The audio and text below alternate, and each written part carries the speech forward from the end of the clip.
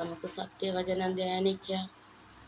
ദൈവം സ്നേഹമാകുന്നു. സ്നേഹിക്കുന്നവനെല്ലാം ദൈവത്തിൽ നിന്ന്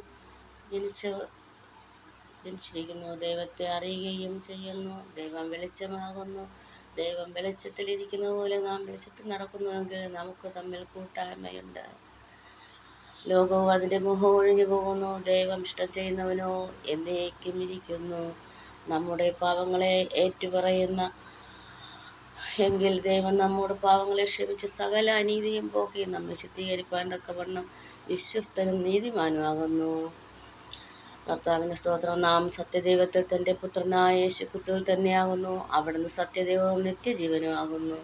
നമ്മുടെ ഈ വചനങ്ങളെ ഓർത്ത് ദൈവത്തിന് സ്തോത്രം ചെയ്യുന്നു, സ്തുതിക്കുന്നു. കർത്താവിന് മഹത്വം ഉണ്ടാവട്ടെ. പിതാവിനും പുത്രനും പരിശുദ്ധാത്മാവിനും മഹത്വം. യേശുവിൻ്റെ നാമത്തിൽ തന്നെ പിതാവേ, ആമേൻ.